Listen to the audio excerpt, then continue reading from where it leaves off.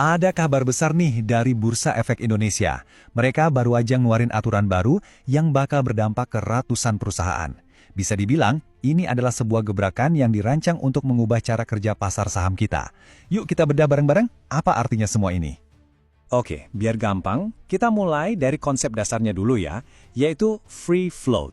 Coba deh bayangin, saham sebuah perusahaan itu kayak satu loyang pizza utuh. Nah, beberapa potong yang paling besar itu dipegang sama pendiri atau investor utamanya. Potongan ini kan jarang banget diperjualbelikan.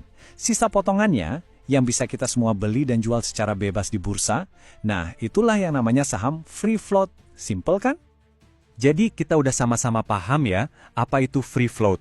Pertanyaan berikutnya, seberapa besar sih efek dari aturan baru BI ini? Jawabannya, besar banget. Coba kita lihat angkanya. Betul, 267.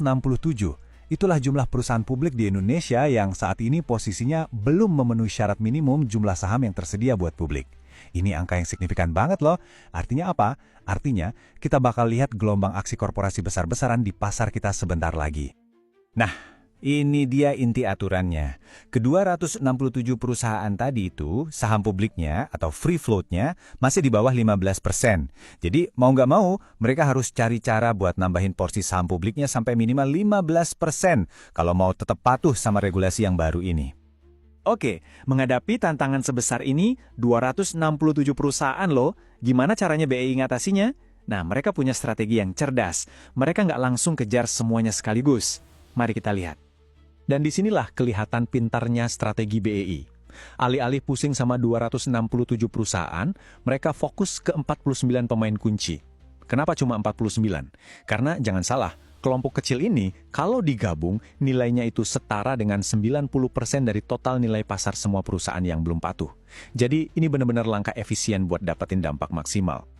Strategi ini bahkan dikonfirmasi langsung loh sama Direktur BI, Bapak I. Gede Nyoman Yatna. Beliau menyebutnya semacam proyek percontohan. Idenya sederhana, kalau 49 perusahaan raksasa ini aja bisa patuh, mereka bakal jadi contoh yang bagus dan ngebuka jalan buat 218 perusahaan lainnya buat ngikutin. Terus pertanyaannya gimana dong caranya perusahaan-perusahaan ini bisa ngejar target 15%? Tenang, BI dan OJK nggak cuma kasih aturan, tapi mereka juga bantu kasih jalan keluarnya. Ada beberapa opsi yang bisa diambil. Jadi ini penting ya, ini bukan cuma sekedar perintah. Ini adalah upaya kolaborasi. Para regulator ini proaktif banget bantu setiap perusahaan buat memetakan aksi korporasi apa yang paling cocok buat mereka. Tujuannya, biar transisinya bisa berjalan semulus mungkin. Secara umum, ada beberapa jalan utama yang bisa ditempuh. Pertama, perusahaan bisa menerbitkan saham baru lagi untuk publik. Kedua, pemegang saham pengendali alias si pemilik potongan pizza terbesar tadi bisa ngejual sebagian kepemilikan mereka. Selain itu, ada juga skema-skema lain yang lebih fleksibel. Jadi, kuncinya adalah ada pilihan. Oke, kita sudah lihat apanya dan bagaimananya. Sekarang mari kita mundur sedikit dan lihat gambaran besarnya. Kenapa aturan ini penting? Apa sih tujuan akhirnya? Nah, ini dia intinya.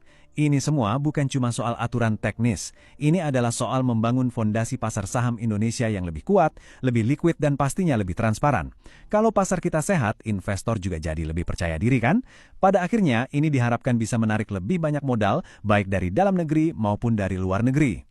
Jadi, dengan mendorong lebih banyak saham ke tangan publik, BEI sebenarnya sedang bertaruh untuk menciptakan pasar yang lebih sehat bagi kita semua. Ini menyisakan satu pertanyaan besar untuk masa depan.